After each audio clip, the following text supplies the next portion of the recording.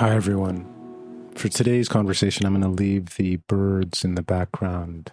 I'm going to leave them unedited out. I think it's good to remember things that are in the background and things that might be affecting us, even though if we're not focusing on them. Today, I spoke to an environmental toxicologist, Dr. Havas. She originally worked on acid rain, metal pollution, water quality, air quality. She then shifted her career later in her trajectory to focus on electromagnetic radiation, radio frequency radiation, electromagnetic fields, and dirty electricity. She's done work on those who are electrically hypersensitive, and she's also focused on modalities of focused use of electromagnetic radiation for healing.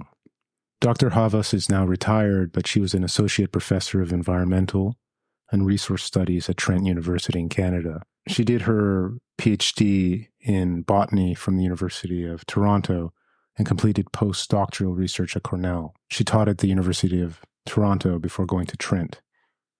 We spoke in detail about her work, her research, openness in science, COVID, electromagnetic radiation of all types, weaponized radiation, her experience in science and policy, her advice to individuals, advising the medical community, and helping others grow and learn. I hope you find this conversation interesting and take from it what you can. Thanks for listening.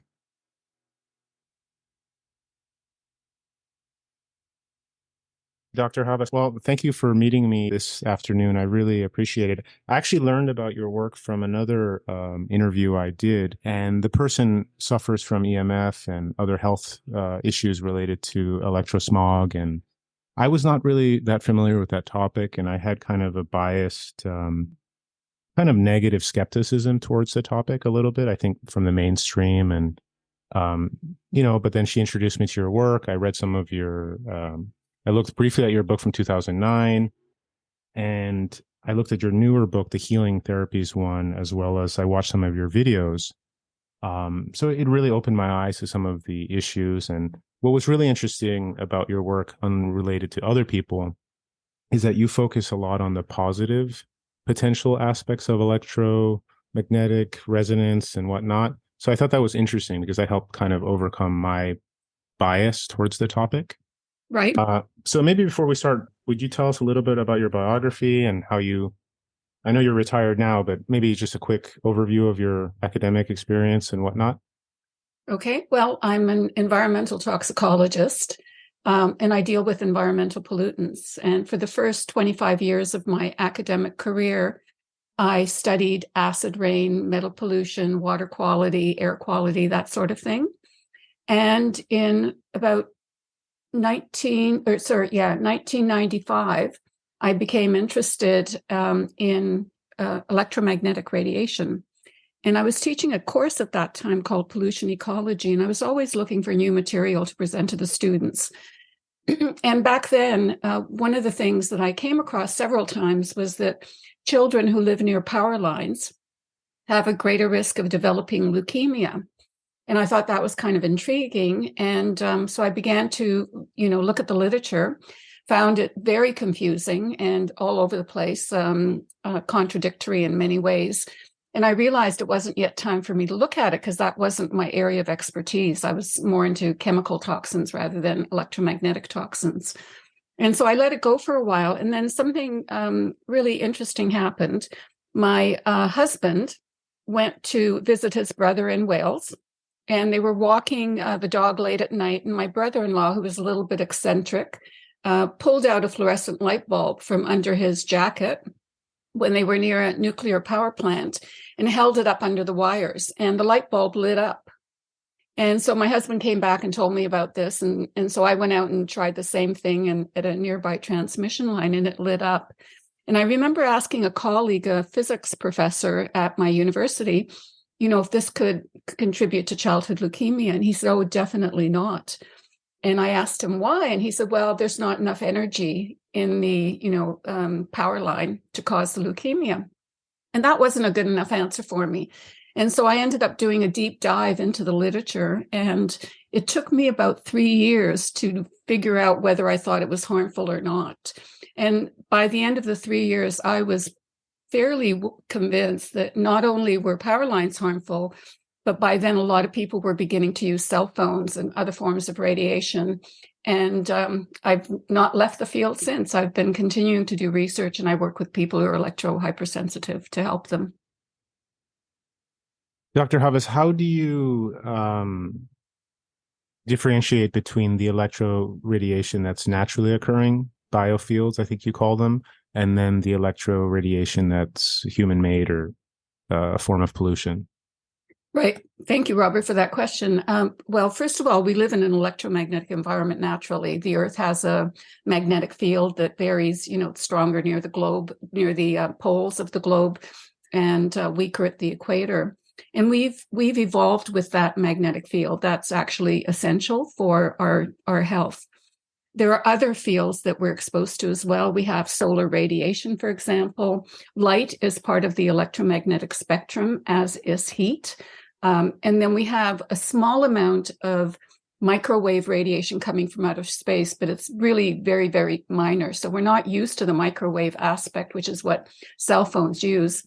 And then there's something called Schumann resonance, which is almost, you can consider it the heartbeat of the Earth. And the strongest frequency for that is 8 hertz, 8 cycles per second. And interestingly enough, that corresponds to our brainwave activity, the alpha brainwave activity. And studies have shown that if you're removed from the Earth's natural magnetic field, that your circadian rhythm becomes totally disrupted and you don't feel nearly as well.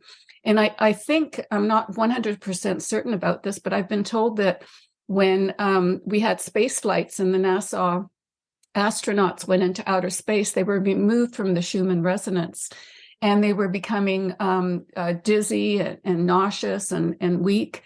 And when they reintroduced that resonant frequency, they just returned to normal, healthy astronauts. So the Earth's magnetic field is something that we've evolved with, all life on Earth has, and it's something that's essential for our well-being. What's novel is the artificial anthropogenic sources from electricity, from wireless telecommunication, and that sort of thing. So how do those two fields interact, and what are some of the positive or negative effects of those interactions? Well, if you're exposed to constant man-made electromagnetic fields that are unnatural, eventually your body recognizes that, it picks it up, and it produces a stress response in people that manifests itself in different ways. Some people have, develop headaches, others people develop aches and pains, chronic fatigue, they can't sleep. And so your body begins to try to deal with that stressor, which takes up a lot of energy. With respect to the natural magnetic fields, as I said, our bodies adapted to that.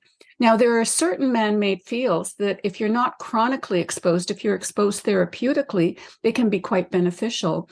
And many of these are also artificial healing fields resemble the frequencies that the Earth generates. So they're actually trying to mimic the Earth's magnetic field, because many of us are to a certain degree removed from that natural magnetic field. We don't walk barefoot anymore. We have rubber-soled shoes. We drive around in cars that have rubber tires. And so we're not in direct contact with the Earth. And by, having grounding and various other technologies, it actually reintroduces the natural frequencies. And once again, our body benefits from that. But it should only be done for short periods rather than constant. So it's the constant exposure to an artificial frequency that is not natural that's causing the problem. Dr. Havas, how do you respond to skeptics or skepticism of this topic? I actually don't. I feel everyone has the right to believe whatever they want to believe. And I was quite skeptical at the beginning of this as well. I didn't know what the science was showing. And so it wasn't until I really began to, look at it very carefully and logically and ask some questions that I overcame that skepticism. But I think skepticism is healthy. However, I also think it's important to have an open mind. And this is really critical for scientists.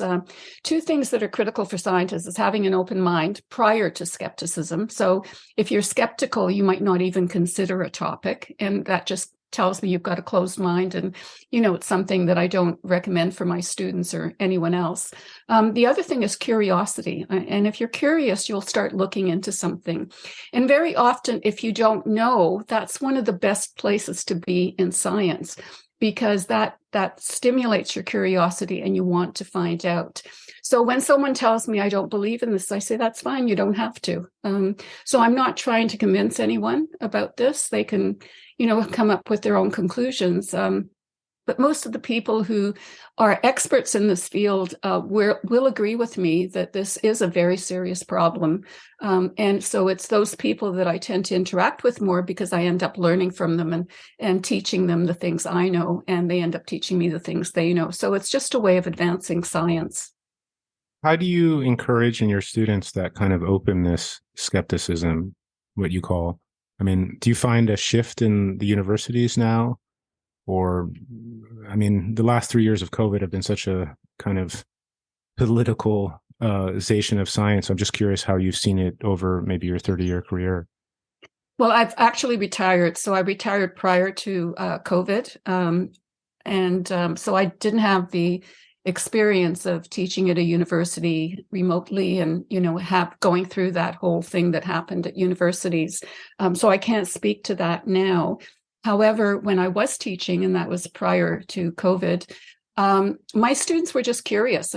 That's, a lot of university students are. That's why they're in university. They want to learn, or at least some of them do. And so there was no issue about overcoming the skepticism. Most of them were open and willing to learn. Dr. Havas, the work you're doing is quite interdisciplinary. You first talked to physicists, and I'm sure you talked to MDs, and I don't know if you're talking to anthropologists. Who are you kind of building bridges to do kind of this research in? Obviously toxicology and chemistry, and I'm just curious how you build this kind of, what's your dream team of scientists to study this topic? Well, my dream team would be more than just scientists. My dream team would be people from all walks of life. That includes, I do a lot of work with medical doctors. Many of them haven't been taught about this in medical school. And so once again, they're very skeptical, as they should be, when something new is recognized before it's validated. And for many of them, it's not validated only because they haven't looked at the research.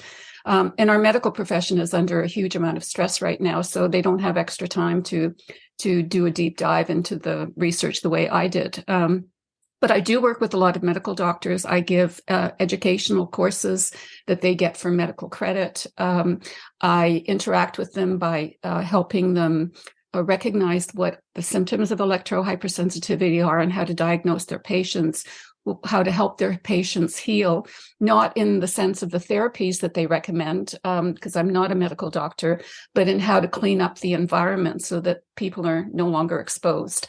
And very often, once the stress or the radiation is reduced, a lot of patients can recover from this, provided that it hasn't done any irreparable damage to their body.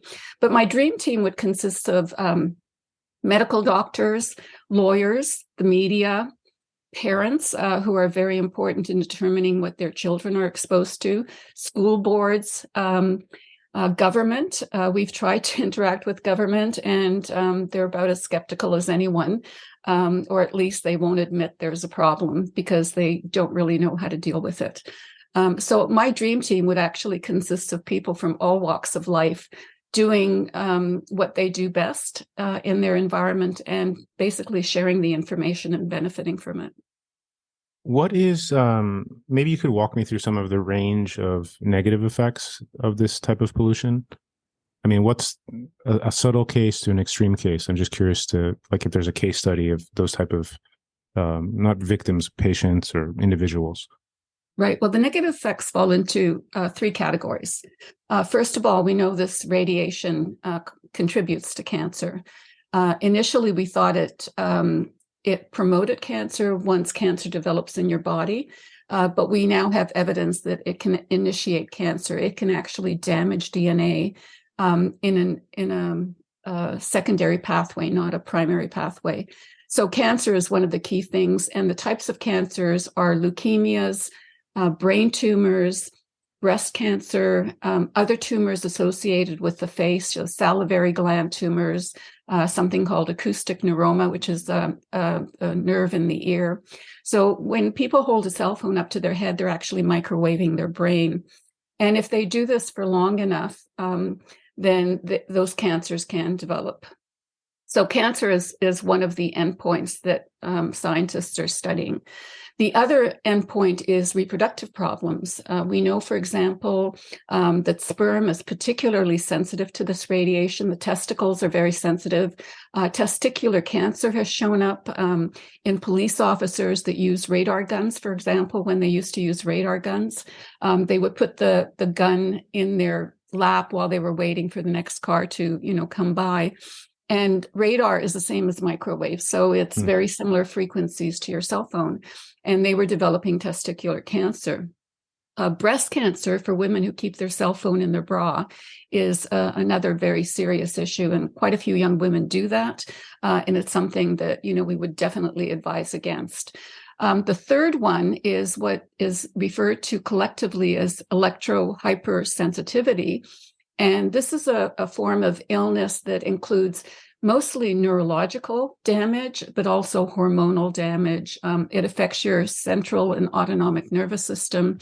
So it can affect your heart rate. It can affect your brainwave activity. And the symptoms for electrohypersensitivity, which is what I understand you'd like to focus on primarily, the symptoms include sleep disturbances. And when you can't sleep, your body doesn't heal very well. And so that cascades into a lot of other health concerns.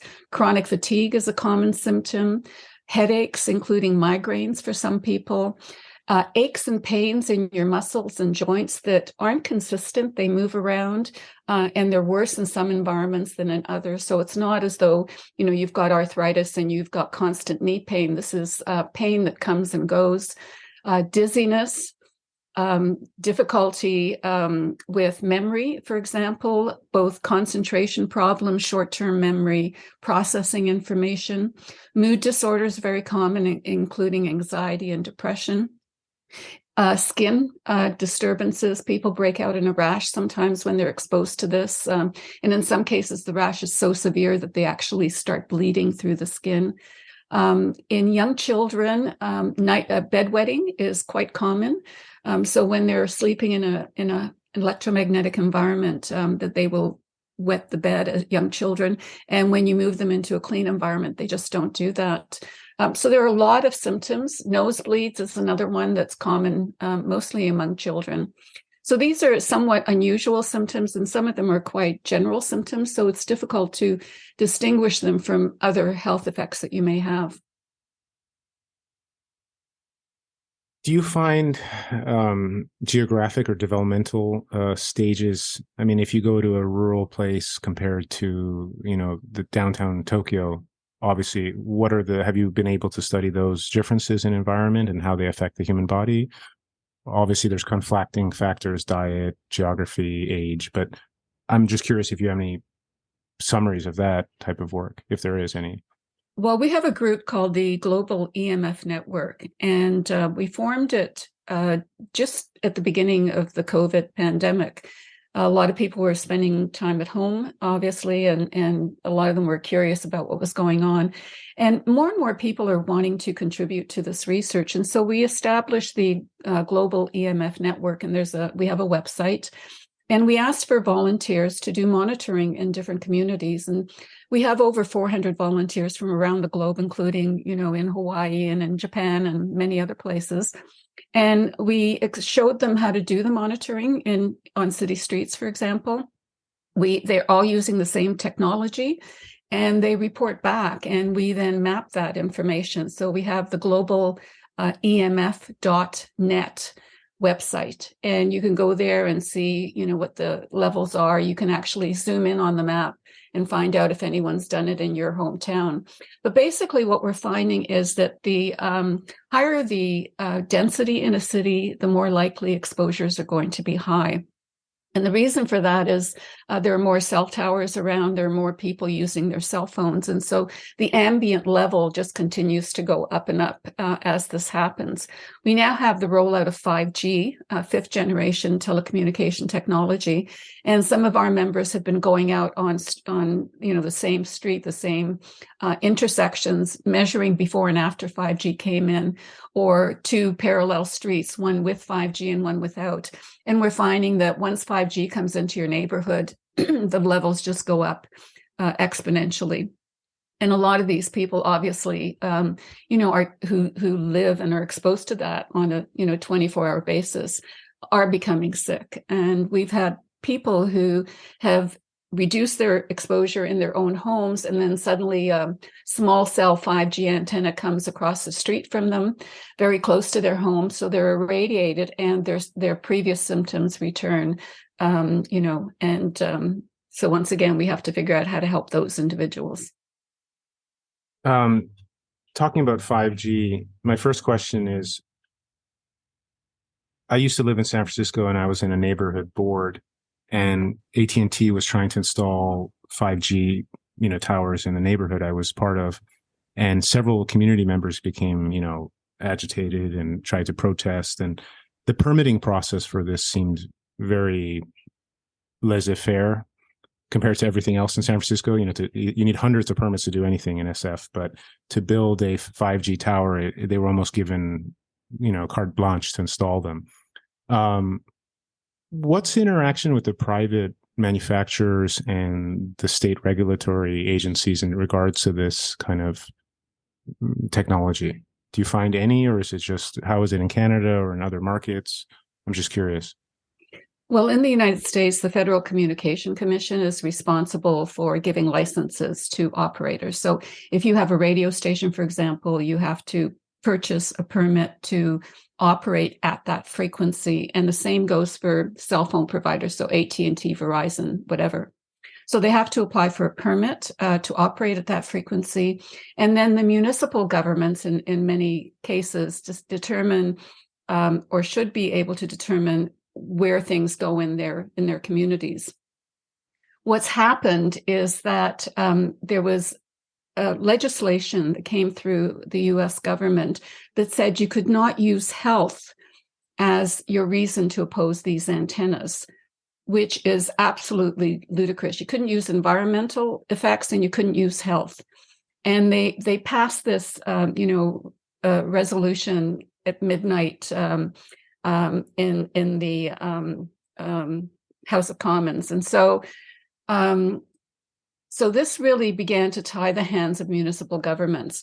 And if you look at the people who run the FCC, a lot of them are former telecommunication CEOs and people who are working or have been working for the telecom industry. And so there's a revolving door between the telecom industry and government officials at the Federal Communication Commission. And there was a very good report by a Harvard professor saying that the FCC is now a captured agency. And I would agree with that wholeheartedly. And so what they're really trying to do is tie the hands of municipalities so that they can't determine where a cell tower can go. And this is deeply disturbing because there's no control over where they go, who they affect. A lot of them are placed in schoolyards, on top of schools, on top of hospitals. And this should never have been allowed.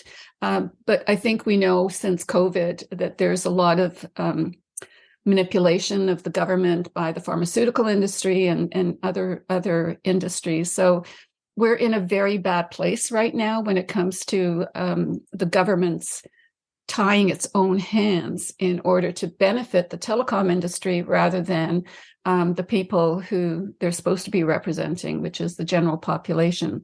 Unfortunately, the situation in Canada is very similar. We can still oppose towers on the basis of health and the environment, but our Health Canada, which sets the guidelines, doesn't recognize some of the health effects that I've mentioned to you. The only health effect that both Canada and the United States recognize is a heating effect, because they know that microwaves can heat. That's how a microwave oven works. If the levels of radiation are high enough, it will cause water molecules to vibrate to the point that the friction will increase the heat of the object. So, you put a potato in there and you can bake it in five minutes. So basically, we're in a situation where the government is not doing its job appropriately. And eventually that will have to change, because such a large group of people are getting sick that it's putting too much pressure on our healthcare system. And it's preventing people from working in certain environments. So once this reaches a certain threshold, I think things will have to be reversed, just like we've reversed them with lead. We no longer put lead in paint or in gas, for example. And we've done the same thing, limiting the use of DDT and other toxins. So eventually it will come. The longer it takes, the more people who will become ill and who will die. So the sooner this can happen, the better for civilization. Continuing on the topic of 5G, I'm just curious what your thoughts were when, at the beginning of COVID, there was a lot of resistance to the vaccine, and that came from people who kind of, I don't know if it was weaponized or kookified, I call it, but people were, claiming that the 5G and the vaccine, and it almost seemed preposterous. But I don't know if that was a media kind of psychological operation to discredit people or just kind of link it. But I'm just curious what you thought about that when that happened. I don't know if you heard about that, or they were always trying to link these nanoparticles and the 5G. It just seemed so extreme. So I don't know if that was to discredit the actual people who were studying EMF or people who had questions about the vaccine. I'm just curious in how you responded to that as a toxicologist. If you had any thoughts. I agree with you. It's hard to tell what motivates people. So I try not to go there, because that's not for me, a scientific question. I'm not a psychologist.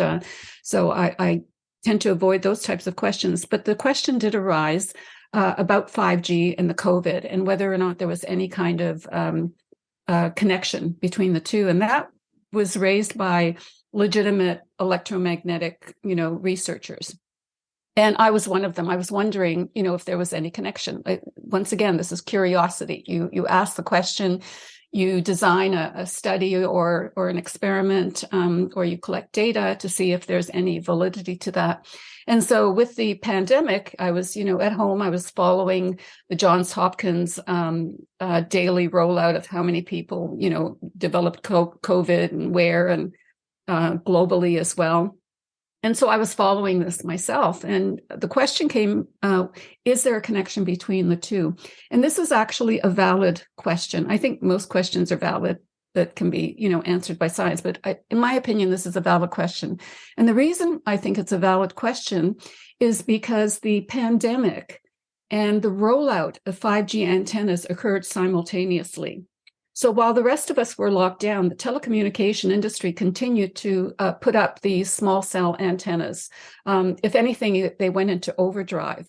And we know that this form of radiation, the microwave radiation, impairs your immune system. That's one of the effects it has on the body.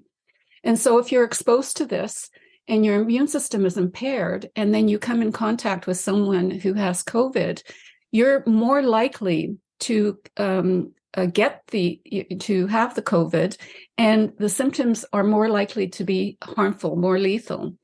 And so I began a sort of a mini study, and I posted it on my website, and I asked a lot of other questions as well. I thought, is there a relationship between population density and the cases and deaths of COVID, which you might expect?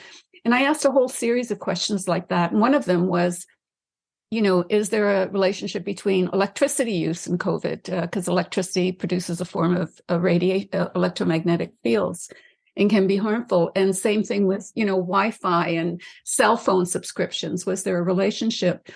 And I did that at the global level. And at the global level, the data were really quite messy in the sense that not every country collects data in the same way. And so we got some weak correlations between, COVID cases and deaths and some of these other things that we were looking at. And then I realized I'd have to narrow it. And so I decided to look at the United States, because the United States has some of the best data available on a lot of things. So the information that the United States collects in various government agencies is really unsurpassed. And so I went to the US and I looked at states that had 5G already installed and states that didn't. And I compared the cases of COVID and the deaths of COVID in those two states. And I found a very surprising relationship. I found that if you had 5G active in your state, overall, the incidence rate of COVID per population was twice as high. And same thing for the death rate. And this was statistically significant. And I posted that on my website in April of 2020. So very early on in the pandemic, we found this relationship. And a colleague of mine, Angela Siang, who's in the United States, looked at the data and asked if, maybe we could do it again for a different day to see how robust the relationship was. And so we repeated it in May and found basically the same thing. We then looked at counties in the United States counties are smaller than states, so theoretically the data should be tighter. And we did the same thing and found the same relationship. And we eventually published on that. And my thinking is that because people are exposed to this radiation, it's impairing their immune system. And so they're going to be more likely to develop not only COVID, but influenza and other types of communicable diseases, simply because their immune system can't handle it as well as someone who's healthy. So there is a relationship between the two. We've published on this. Others have published on it as well, taking a slightly different angle. There's a paper by Rubik and Brown that came out in 2022, so just last year. And what they did is they went through all the biological consequences of exposure to microwave radiation. And quite a few of them, not just the immune system impairment, but quite a few of those physiological reactions that we have when we're exposed actually harmed the host, which is the human, and benefited the agent, which is the virus. And many of the symptoms that people experience with electrohypersensitivity overlap, over 18 symptoms overlap with COVID symptoms. And so in some cases, the thinking here is that in some cases, people might actually be suffering from electrohypersensitivity that they attribute to COVID, because that's what, the popular concern is about right now. And if they reduce their exposure, their symptoms would diminish. Similarly, if there's issues about long COVID, for example. So after you've overcome, the initial infection, you still have a lot of those symptoms. Well, those symptoms might be due to the environment you're in. It might not be long COVID at all. It might be, your inability to sleep, your aches and pains. It might actually be due to the fact that you're in an environment where you've got Wi-Fi in your home, you're using cell phones. You might be living near a cell phone antenna. You might have neighbors very close to you that are also using this wireless technology. And if you simply minimized your exposure or went to a clean environment, if those symptoms of long COVID diminish or disappear, then chances are it wasn't long COVID you were suffering from, it's electrohypersensitivity. On the spectrum of electromagnetic resonance and frequency, what is the most concerning? Is it those bandwidths of the cellular microwave bandwidths, or are there even worse, or what's the most concerning for you? Well, there's three bandwidths that I'm concerned about. One is the extremely low frequency electromagnetic fields that come from our use of electricity. So the original studies with childhood leukemia, for example, associated it with magnetic field exposure. And so we now know that children should be exposed to a certain level of magnetic fields that are less than 1 or 2 milligauss, which is how you measure the magnetic field. So that's one area of concern. And that spreads well beyond children. Adults are also sensitive to that, but they can tolerate higher levels without developing the cancers. And we have evidence that there's another level, and that's called intermediate radio frequencies. The common term for that in sort of the literature is dirty electricity. And this comes from our use of electronic devices. And basically, if you have a computer in your home, it's going to generate this. If you have energy efficient appliances, light bulbs, for example, they're going to generate something called dirty electricity. And this is radio frequency that travels along the wires in your home. And because it's a radio frequency, it's radiating from the wires. And we're finding that that affects people as well. And we've done studies with diabetics, for example, who are electrosensitive. And if you're either a type 1 or a type 2 diabetic, and you're also electromagnetically sensitive, then chances are it's going to affect your blood sugar. And we published on this. We found that exposure to dirty electricity will increase your blood sugar substantially within a matter of 20 minutes. And then if you simply move into a cleaner environment, it'll go right back down in 20 minutes. So the response is very quick. We've also worked with people who have multiple sclerosis, and they have tremors. They have difficulty controlling. It's a neurological disorder, and they have difficulty controlling their muscles. They have problems with walking. They have cognitive problems depending on where in the brain the sclerosis is. And we've gone into homes, cleaned up the dirty electricity as part of a scientific study, and we documented the change in symptoms. And for those who are electrosensitive, their symptoms either decreased substantially or totally disappeared. So when we presented this to the MS Society, they just poo-pooed it. They said, oh, there's no way. And I was so surprised by the relative speed with which this happened. It happened over a 6-week period, which was the duration of our research, that I began to videotape these participants because I couldn't believe my own eyes as to how much they improved. And I'll just give you one example because I think examples really help the audience understand what's going on. One of the houses I went to was a woman in her mid-40s who told me that her symptoms were so bad she needed to use a walker. And that when I arrived at her house to do the monitoring, the measurements to find out what the levels were in her home, she said, it'll take me such a long time to walk to the door to let you in.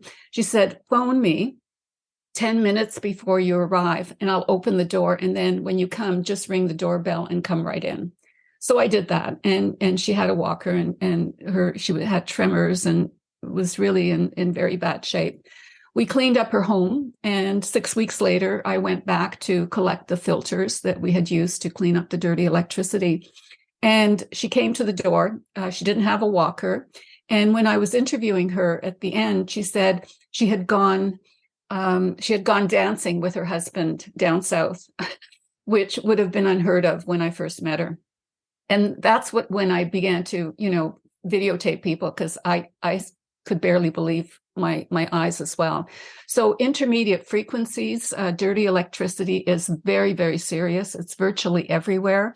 And people need to clean up their homes if they want to recover. And then the third one is microwave radiation, which comes from our wireless telecom industry. And that's, Wi-Fi, your cell phone, your wireless baby monitor, some of the wireless games the kids are using, your, wireless printer in your office.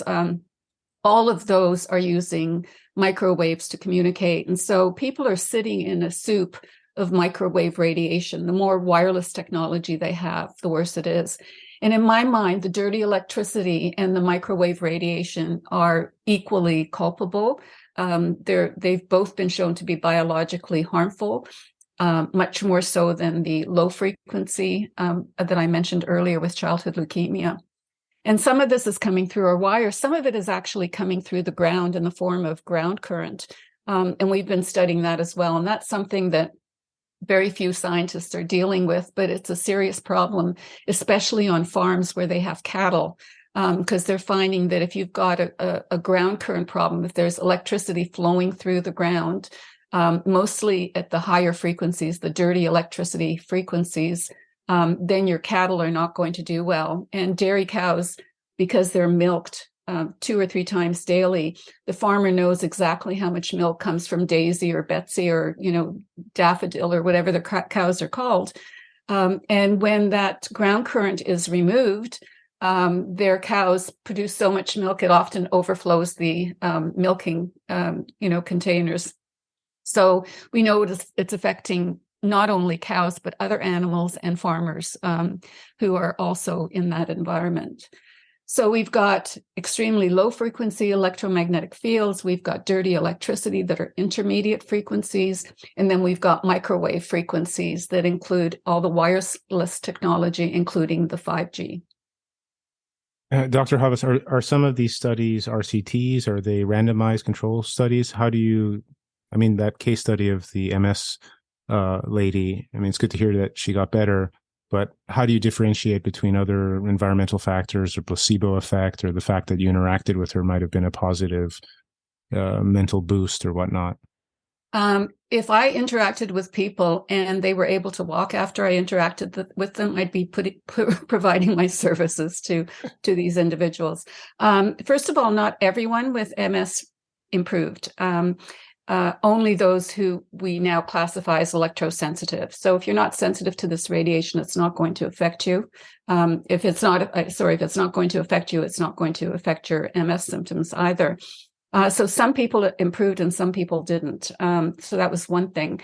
One of the individuals we worked with was a 27-year-old male who developed a progressive MS, which means it doesn't ever get better. It just continues to get worse. And he was fired from his job because they thought he was drinking. His gait, his balance were way off. And when we contacted them through the MS user groups, he volunteered to be tested. He was absolutely convinced that this wouldn't affect him at all. And he was just participating because it wasn't going to cost him anything. And, he was at home, he couldn't work, he was bored. So he thought, why not participate? Within a few days of us putting the filters in, and he was also not very compliant in completing the forms that we had. So we had them complete their symptom form on a daily basis. But, he sort of took this as a bit of a lark. A few days later, he contacted me and told me that he seemed to be feeling different. So this was really quite unusual. And within 2 weeks, he invited me to visit him. And when I visited him, I actually videotaped him before and after. So I have a video of the first time I visited him before we put any filters in his home. And his gait was off. He needed to either wall walk, which means holding onto the wall as you're walking to maintain your balance. So I have that video. 2 weeks later, I went back. He was actually shoveling the drive, and he was showing off a little bit as to how good he felt. I re-videotaped him walking down, the hall in his home, and you couldn't tell he had MS at all. He was so amazed by the results. And his mother told me that he was beginning to have difficulty swallowing. So it was beginning to affect his ability to swallow, which is life-threatening if you can't, swallow water or food. And that was totally turned around. And she told me that occasionally he actually went out with friends to the bar to, partake in activities. But when he came home, he felt really ill. And it took him about 1 or 2 days to recover in a clean environment before, he felt like his symptoms were diminishing as well. So he could now go into a polluted environment for short periods and then come home and recuperate. So I don't believe this is psychosomatic. I don't believe it's a placebo effect. But even if it was, in my mind, a placebo effect is one of the most powerful, ways to heal your body through your mind. So I wouldn't object to that either. But I honestly don't believe that's what it is in the studies that we've done. Considering the soup that we're kind of involved in the modern world, what are your recommendations for average people? It just almost seems you can get quite paranoid with just trying to eliminate the pollution or whatnot. I'm just curious, what do you recommend parents or individuals who are, open to these topics? Right. Well, I agree that a lot of people can become paranoid about this, and they have become paranoid about this. So there's a psychological element to this that prevents them from healing. And my attitude is, don't go to fear. Fear isn't going to help you with this. It's not like a saber-toothed tiger that you could, run away from. My attitude is empower people, give them information, and then they can do anything they want with that information. So my advice would be to minimize your exposure. And the problem is people often don't even know what they're exposed to.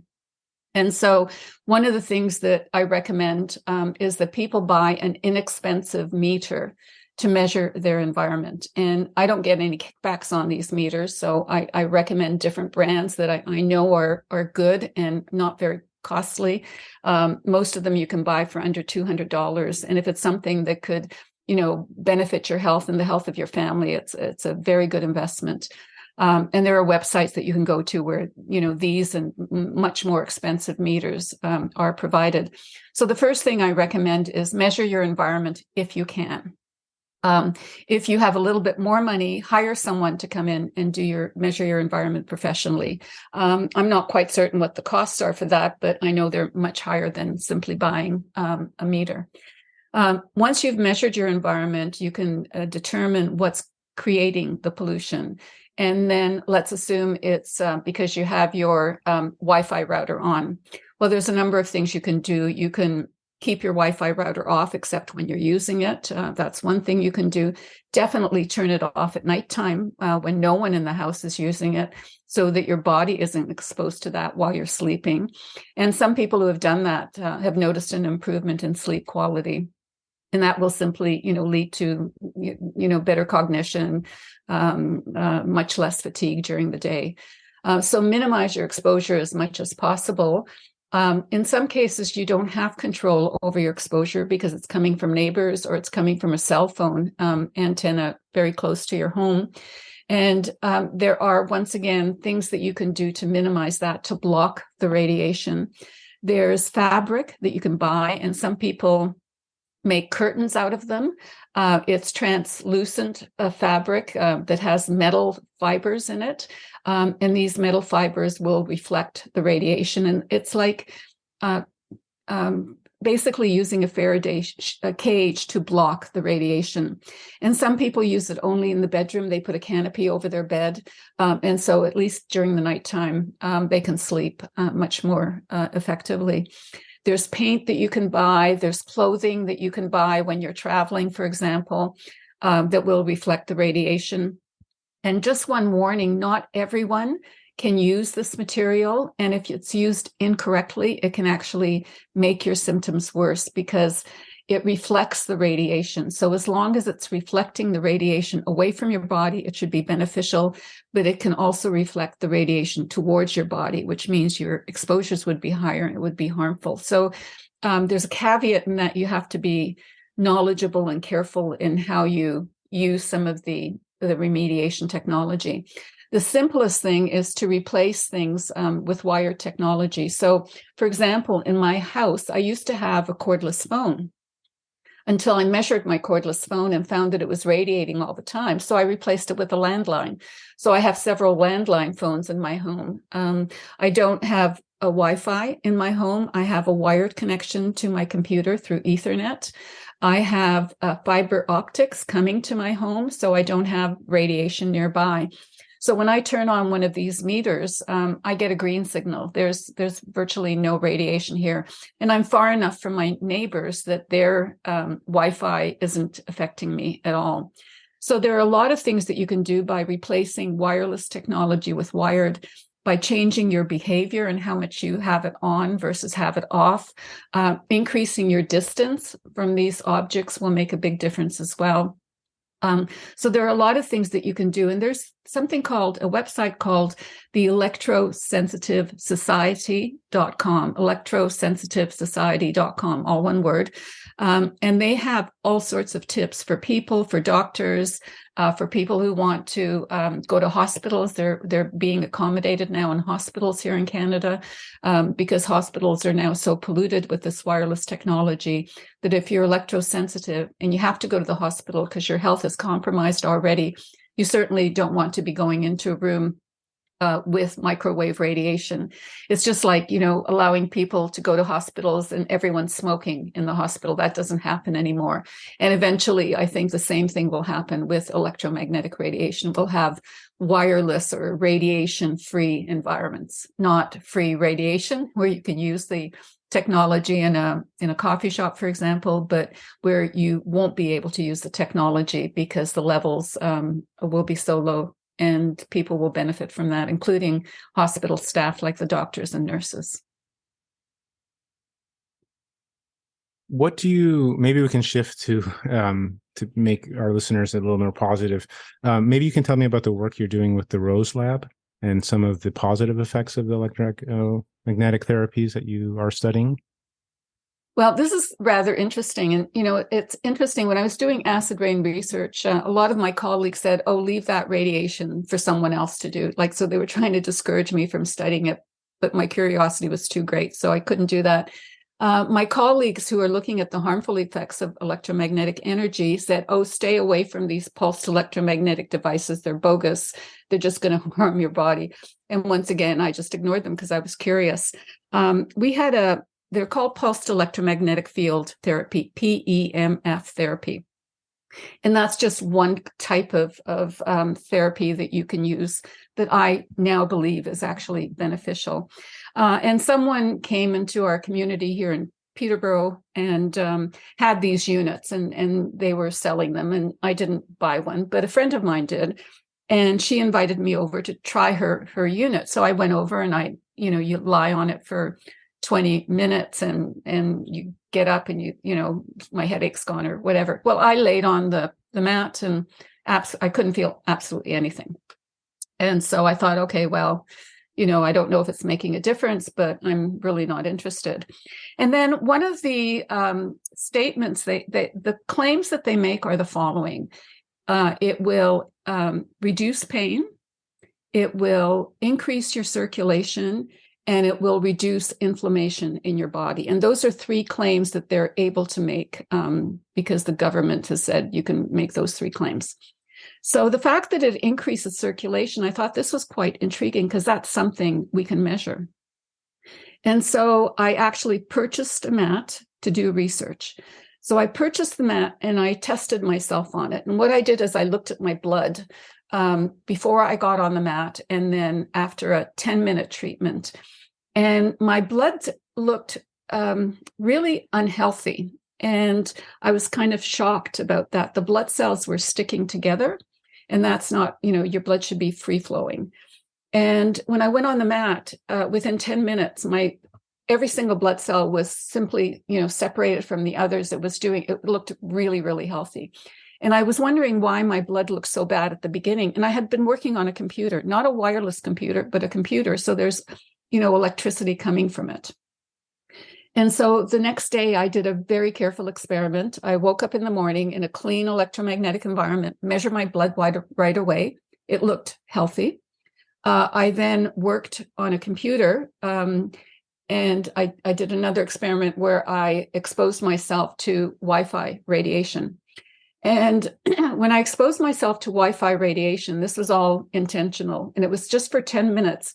I looked at my blood immediately after, and it was totally clumped. It was very viscous. Dr. Stephen Sinatra, who is a world-renowned cardiologist, said that the patients he works with, he said their blood should look like red wine. It should have the consistency of red wine. And he said, and what he's finding in his patients is that they come in with ketchup in their veins. So the blood is just very viscous. It puts a lot of pressure on the heart. So when I tested myself before the Wi-Fi, after the Wi-Fi, and then I went on the mat for 10 minutes, and after the mat, my blood cleared up again, and it looked really healthy.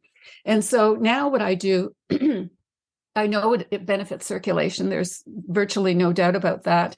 And so I expose myself, usually, once or twice a day when I'm working on a computer. I don't use a mat. I use a coil that I just place under my feet.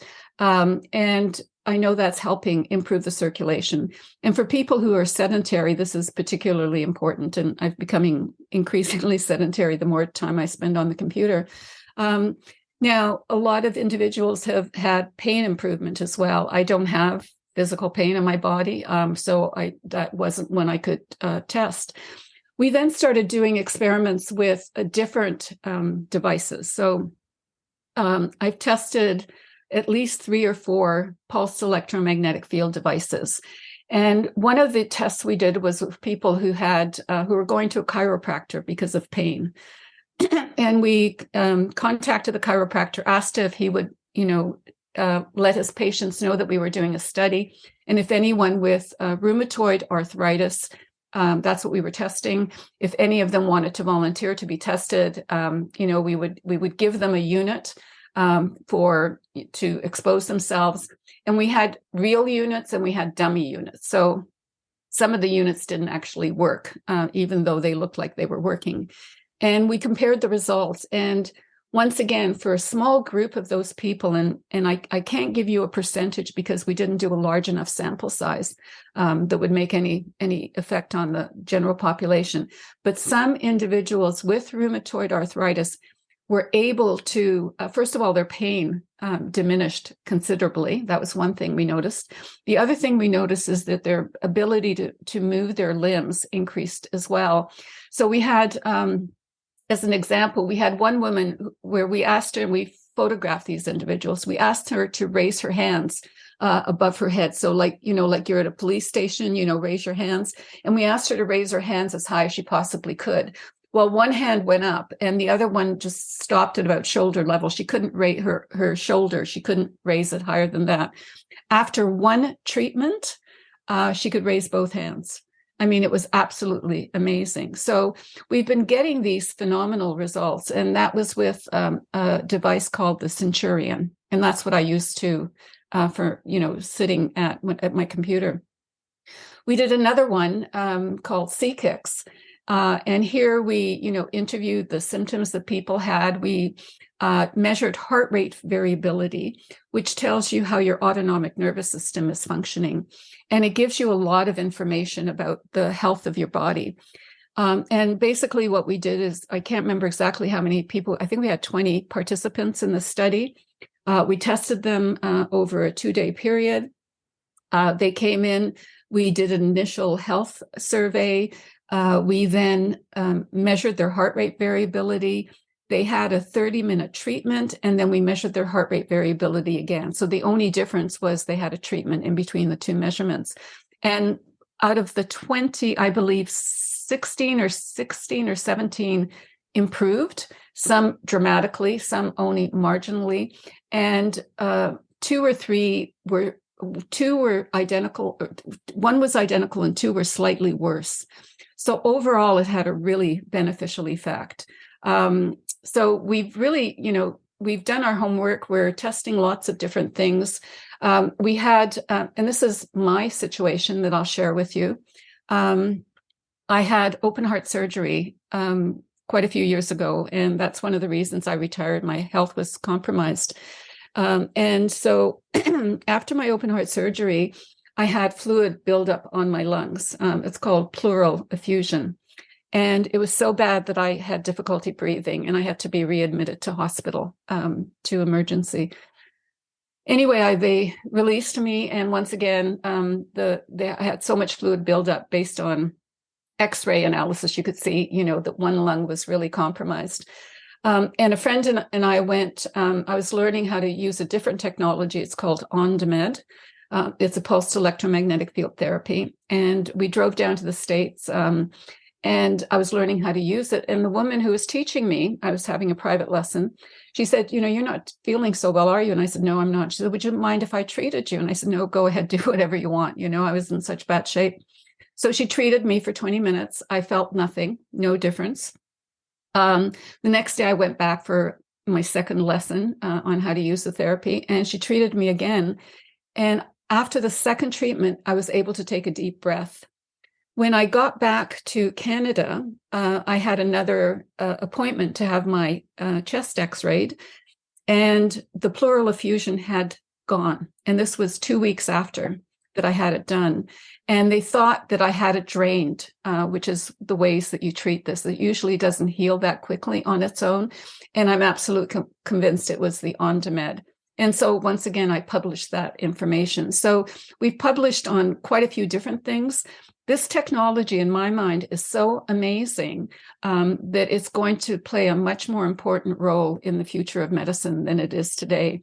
And it can benefit the delivery of pharmaceutical drugs. So it's not really competing with the pharmaceutical industry, except that if you no longer have pain, you're not going to take painkillers. If you can sleep well, you're not going to take sleeping pills. So it will have some effect on the pharmaceutical industry. And what is the basic overview of how the technology works? It's doing something with a cell ionization, or what's the actual mechanism of action? I wish I knew. So that's really what we're trying to figure out is, why are these different frequencies helping your body? And I honestly don't have an answer that I can share with you at this stage. I'm still curious. So we're still doing research to try to get a better handle on that. Who is funding some of this work? Is the manufacturers of the technology funding it, or researchers grants? Or I'm just curious who's interested in this type of work. Right. Well, first of all, the government won't fund this type of work. So I haven't been getting any government funding for either the harmful effects or the beneficial effects. I don't accept money from manufacturers because I'm not working for them. I'm doing independent research. So I've been using my own personal funds to purchase technology and to test it, to purchase equipment that does the testing. So I'm out of pocket by quite a bit as a result. But in my mind, it's a really good use of funds because it's going to ultimately help a lot of people, either by encouraging them to avoid the bad stuff and possibly having them try the good stuff to see if it actually helps them in a way that it's obvious to them. Have you found any technologies that just didn't meet your muster, or were either grifting or just not reliable? Yes, we have. And we found that some of the things that you put on your cell phone, the little stickers, for example, they might benefit some people, but they have little effect on others. And I think in that particular case, the jury's out. I'm not going to say that they're harmful or that they're not effective or that they're not doing anything. I'm simply saying I don't know. But so far, we haven't been able to document consistent beneficial effects from some of those devices. I've only tested a few, so I can't make a general claim about that. Is this the Faraday cages for cell phones, or those? I'm not familiar with these stickers. Okay, well, some companies are saying, you put the sticker, it's just a little sticker. It's like, about the size of your thumb or a coin or quarter or something. And you stick it on your cell phone and they say, it will give out good frequencies that will benefit your body. So it's not stopping the bad frequencies, but it's giving good frequencies to your body, similar to the pulsed electromagnetic field, things that you plug into an electrical outlet. These you don't plug into anything. And when you ask them which frequencies are they generating, well, it's ones you can't measure. So I can't measure it, so I can't do a scientific study with it in that regard. But I can measure the person using it. And that's what we've been doing with the PEMF stuff. We're not measuring the radiation coming from the mats. The manufacturer will tell you what those frequencies are. We're actually measuring how it's affecting the person. And so we've done some tests where people have put stickers on their cell phone, and then we measure how they're reacting to that with the cell phone on or off, that kind of thing. And we haven't found anything consistent that would benefit the individual. Yeah, it seems, is it using the cell phone energy as an amplifier for the sticker? Possibly. They give all sorts of reasons, none of which I understand well enough that I can comment on. So now the Faraday cages that you brought up, they work. We can measure the difference inside and outside a Faraday cage. So the fabric that I mentioned to you, there's also paint you can put on your wall that I would only recommend. Well, I don't know if I would recommend it. And the reason for that is once you sell your home, or, if you're living in an apartment and you put this stuff on your wall, you can't get it off. So the next person who moves in will turn on their cell phone, and their cell phone will bounce off the paint and increase their exposure. So it's not something I recommend. But in the Netherlands, I think they put this paint on wallpaper. And so you can wallpaper your home with this protective graphite kind of shield. And then you can remove it as well. So I would probably go that route. The silver fiber or the copper fiber that they put in fabric actually makes a huge difference. And you can even take mosquito screens that are metal, not plastic, and they will reduce your exposure. Some people put aluminum foil, on their windows. The tinfoil hatter actually makes sense. If you put a tinfoil hat on, it will reflect the radiation that won't be penetrating into your brain. So as much as, people are mocked who are sensitive, that actually makes a big difference. And what some people are doing is they're taking the fabric, putting it on the inside of their baseball cap that they wear, men that, wear these baseball caps all the time. And they can go out into the environment and they tell me that they don't have the brain fog that they normally would get when they're exposed while they're driving, for example, or when they're in a, middle of a large city. And so you could put this fabric inside and we can measure the difference with and without the fabric. So we know it's reducing your exposure if used properly. Do the manufacturers of the cell phone towers or other frequency generating devices produce research that says the contrary? I mean, I'm just curious if like Huawei or the makers of the cell phone towers are saying, oh, no, this is great for your body and whatnot. I'm just if there's contradictory research they publish or try to publish. First of all, they'll fund scientists to do research. And very often those studies will turn out negative in the sense that, a scientist will do a study testing the effect of radiation or no radiation. And they're saying there's virtually no difference. So even someone exposed to radiation, their heart's functioning properly, their brain's functioning properly, whatever it is that they're measuring. And if you look at the studies carefully, there may or may not be flaws in the studies. Not all the studies are flawed. In some cases, for example, when they started doing research on brain tumors, one of the studies that showed an increase in brain tumors was after 10 years of cell phone use. And we know it takes time for a tumor, a damaged cell to grow into a tumor that's large enough to measure, to be seen on any kind of imaging technology. And so after 10 years, your risk of developing a brain tumor increased by, let's say a factor of 2, which isn't very much. But for someone who develops a brain tumor, that could be deadly. And so what the scientists funded by the telecom industry did is they measured people who used a cell phone for 5 years. And they found that there was no difference in brain tumors among those who used it for 5 years or never used a cell phone. And so in my mind, this is an erroneous way of doing testing because you haven't given the tumor chance to grow, to be large enough to be detected.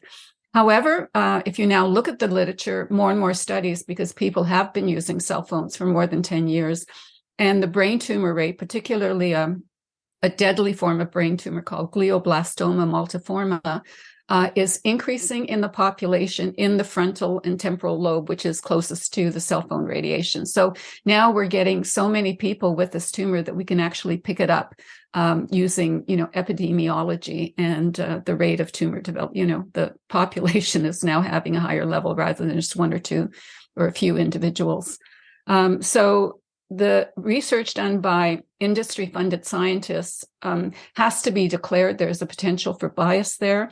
And so you can publish the research, but you have to declare that there might be a conflict of interest because you're getting funding from the telecom industry. However, the telecom industry doesn't have to rely on this bogus research. They just have to rely on the government. And the FCC says it's perfectly safe, provided it doesn't heat your body. So it's not the wireless industry that's letting us down. It's our government agencies, the Federal Communication in the United States and Health Canada here in Canada, that are basically toting the industry line. They don't recognize electrohypersensitivity or reproductive problems. They're simply ignoring the literature. And there's been a lawsuit brought against the FCC saying, your guidelines are totally out of date. It's time that you reviewed the literature and updated your guidelines. And we'll see what happens with that lawsuit. They take a very long time, and it might not be something that the court will rule on for, years or possibly more than a decade to come. Is there any countries in the world that are more concerned about this topic or not? I don't know, Yes. Russia, for instance. Yeah. Good thing that you mentioned that.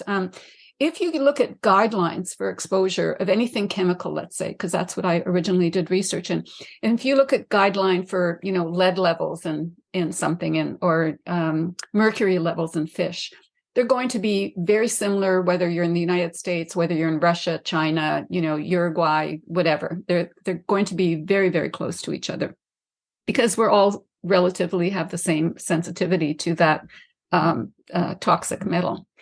When it comes to guidelines for microwave radiation, they range, at least 5 orders of magnitude. So in one country, they might be 0.1. In another country, they might be 100. And in the United States, they're 10 million. So we're really talking about something that varies enormously. And that's not based on science, that's based on politics. So when politics starts interfering with science, then you get all of these crazy anomalies. And I'm talking about politics and economics at the same time. So the United States has the worst guidelines in the world, along with the United Kingdom, Japan. Canada's are marginally better, about half of what they are in the United States, but the levels are still far too high. They don't protect you. And then we have countries like Russia and various countries in Europe where the guidelines are 100 instead of 10 million or are 10. So they're much, much lower and much more protective. And do you think that's just because of the regulatory capture of the regulatory bodies, or? Well, it's got nothing to do with science. It's entirely due to politics. Yeah. Because the people in the United States aren't more tolerant of this radiation, so they can tolerate more of it. We all have roughly the same sensitivity globally. And so the guidelines should protect all of us equally. The interesting thing is that the research on microwave radiation that started in the United States, it started during World War II with radar, microwave radiation used in radar, and it was considered top secret. So the early scientific research in the US was classified. In Russia, or the Soviet Union back then, the research actually started from a medical perspective. So they exposed people to low levels of radiation to see if they could use it in healthcare. And so one was looking at it from a military perspective, the other was looking at it from a healthcare perspective. And so the Russians started looking at very low frequencies and documenting these health effects. And when they started increasing the intensity of the radiation, they started noticing harmful effects, but at levels much lower than in the United States. And if you look at the old literature on how the guidelines were developed in the United States, one of the things you'll find in publications that are now declassified, and by the way, anyone can go to these declassified publications. They're on a website, and the website is zoriglazier.com. Dr. Glazier was a microwave specialist working for the U.S. military. And when he retired, he gave me his entire collection of documents that are now declassified. And I had them scanned and put on the website as PDF searchable documents. So if you go to these documents, it's very clear that the military was determining what the guidelines should be. And they wanted to make sure that their military, they wouldn't be limited in what they could do with the microwave radiation. And the health of soldiers was entirely secondary or tertiary. They just wanted the levels high enough so that they could operate and do the things that they wanted to do. So it comes from a very different perspective. And that's why the Russian guidelines are so much more protective. I still think they're not as protective as they need to be, but that's sort of a personal opinion. Could you just tell me a little bit about the weaponization of these electromagnetic wavelengths? I'm sure there's radar guns, or I'm just curious who's developing those type of tools, and have you studied those at all?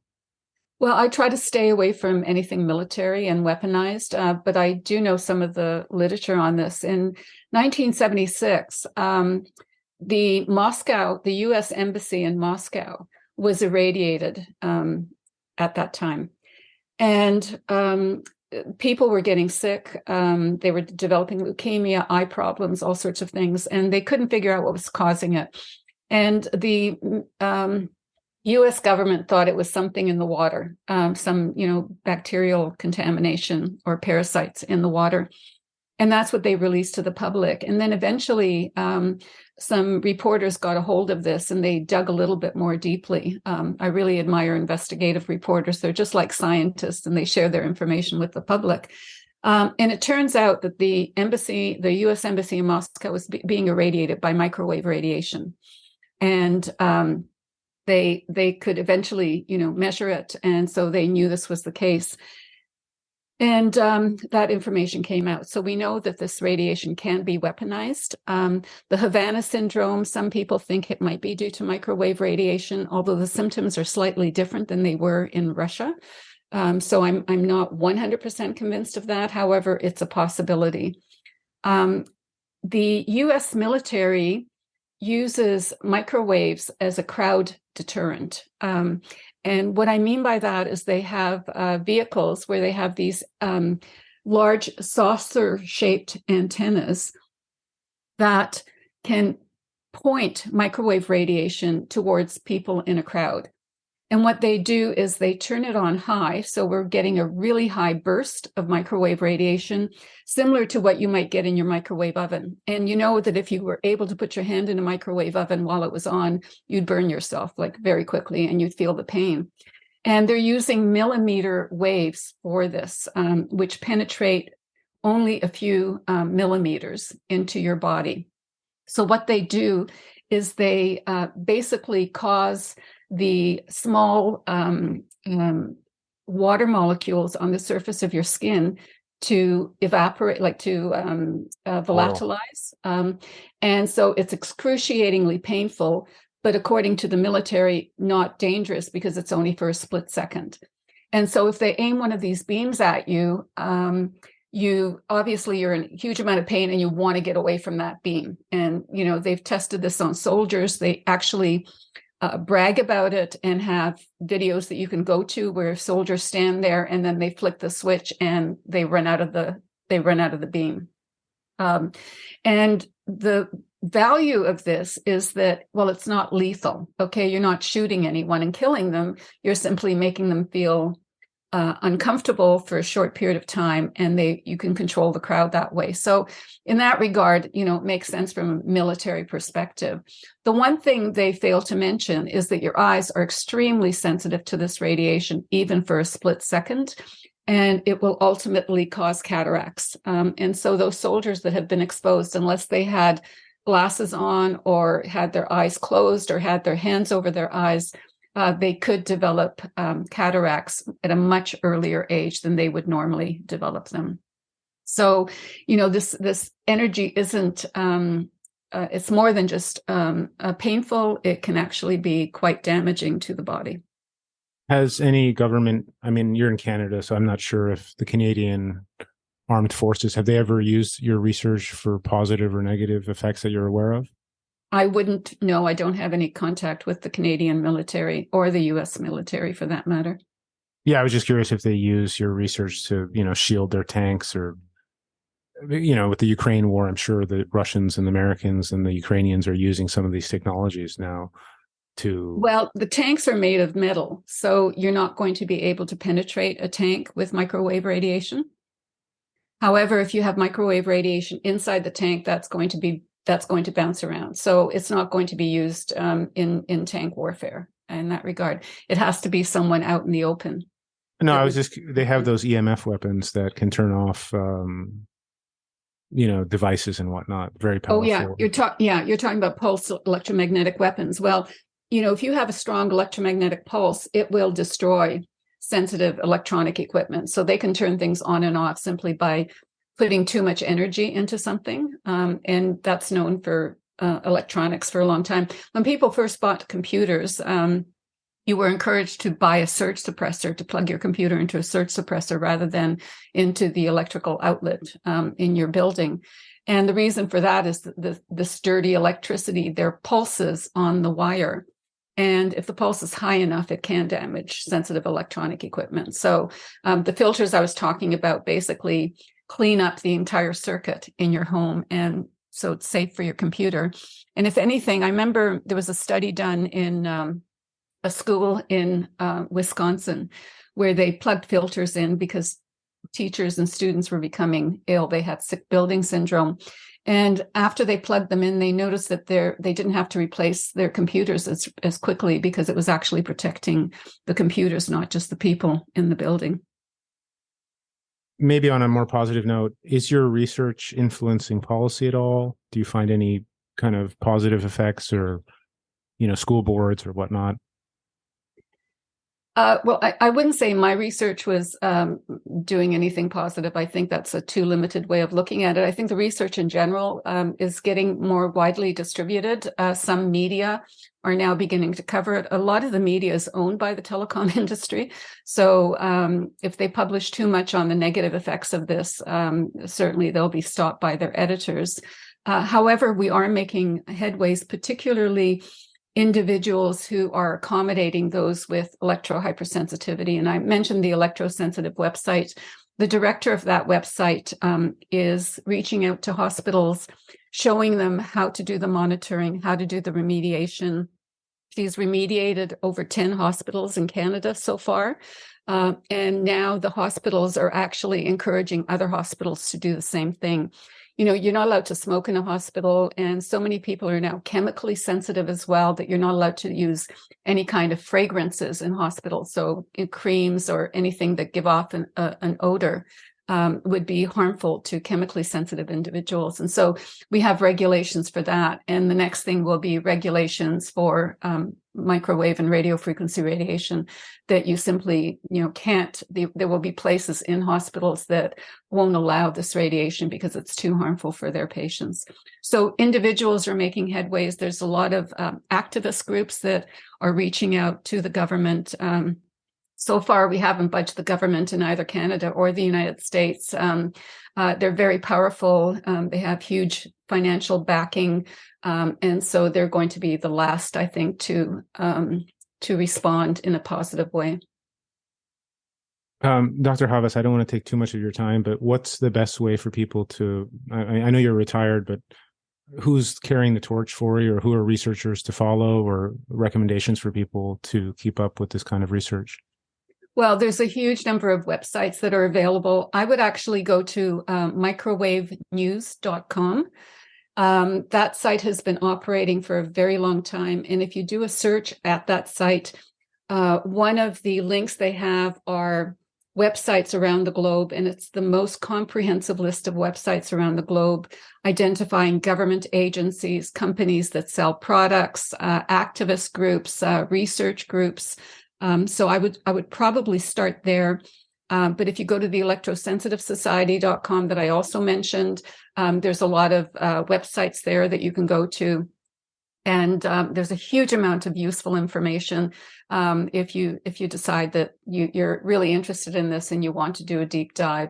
And of course, people can reach out to me. I can redirect them to others that are doing this work. There's a group called the Building Biologists. And they do remediation, they do monitoring and remediation, and they're located all through the United States. So if you happen to want to get your home measured, for example, and remediated, you can contact them and find out who's in your neighborhood who could do that. Great. Well, Dr. Havas, a really very fascinating conversation, and I thank you for your research and open-mindedness and for your time. Any final words or anything? Well, Robert, I'd really like to thank you for your open-mindedness. You said you were skeptical. And as I said, skepticism is good, but you have to be open-minded before you're skeptical. Otherwise, you won't learn anything new. So I really appreciate you allowing me to share this information. And I hope that someone in your audience will benefit from it, and it might actually, improve their health and save their life. So thank you for giving me that opportunity.